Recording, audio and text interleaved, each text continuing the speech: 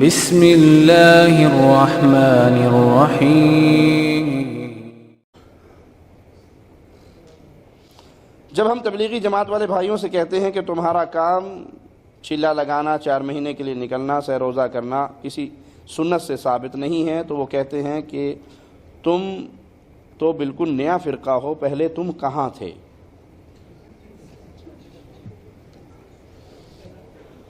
فرقہ واقعی نیا ہوتا ہے، فرقہ نیا ہوتا ہے۔ ہم فرقہ نہیں ہیں، ہم اصل ہیں۔ ہم ہیں رسول اللہ صلی اللہ علیہ وسلم کی احادیث کو ماننے والے۔ جب سے حدیث رسول ہے تب سے اہل الحدیث ہیں، حدیث ماننے والے۔ قرآن جب سے ہے تب سے اہل الحدیث ہیں۔ قرآن کو بھی اللہ نے حدیث کہا ہے، فَبِأَيِّ حَدِيثٍ بَعْدَهُ يُؤْمِنُونَ۔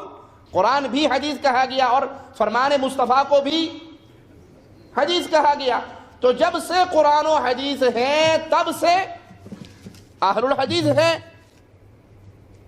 فرقہ تو وہ ہے جس نے، مولانا الیاس صاحب کہتے ہیں کہ مجھے خواب میں اللہ کی طرف سے حکم ہوا کہ جاؤ اور تبلیغ کا کام شروع کرو۔ پھر مدینہ حاضری میں رسول اللہ صلی اللہ علیہ وسلم کی قبر مبارک سے بھی حکم ہوا کہ جاؤ تبلیغ کا کام شروع کرو۔ آپ کی ان باتوں سے، آپ کی باتوں سے، ہم نہیں کہہ رہے، آپ کی باتوں سے ثابت ہوا کہ مولانا الیاس صاحب سے پہلے اس فرقے کا وجود نہیں تھا۔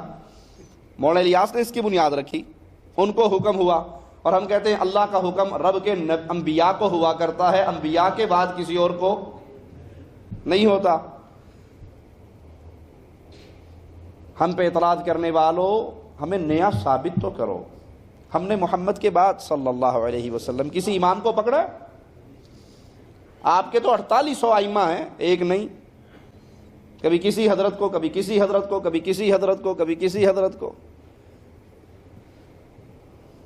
آپ کو تو دلائل دکھا بھی دیے جائیں کہ یہ چیزیں شرک ہیں، یہ بدعت ہیں، یہ خرافات۔ جی بات تو ٹھیک ہے، بزرگوں نے لکھا ہے، سوچ سمجھ کے لکھا ہوگا، اور ہم کہتے ہیں بزرگی ختم ہو گئی محمد الرسول اللہ پر صلی اللہ علیہ وسلم۔ پیارے حبیب سے بڑھ کر کوئی بزرگ نہیں ہے۔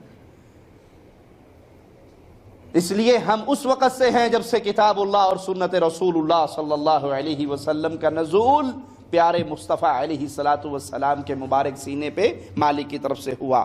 رب نے قرآن بھی اتارا اور اس کی تفسیر احادیث مصطفیٰ بھی اتاری، اس کو ماننے والوں کو اہل الحدیث کہا جاتا۔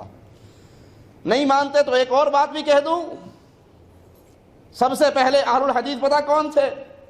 اہل الحدیث کسے کہتے ہیں؟ حدیث کو ماننے والے کو نا۔ اور حدیث نام ہے اللہ کی بات اور رسول اللہ کی بات۔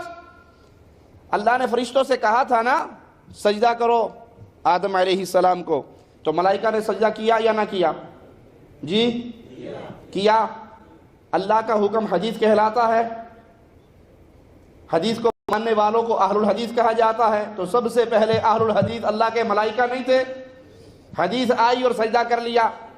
وہاں بھی ایک رائے کا امام تھا۔ آج حدیث دکھاؤ نا، جی حدیث تو ہے پر ہماری رائے کے مطابق ہمارے مذہب کے خلاف ہے۔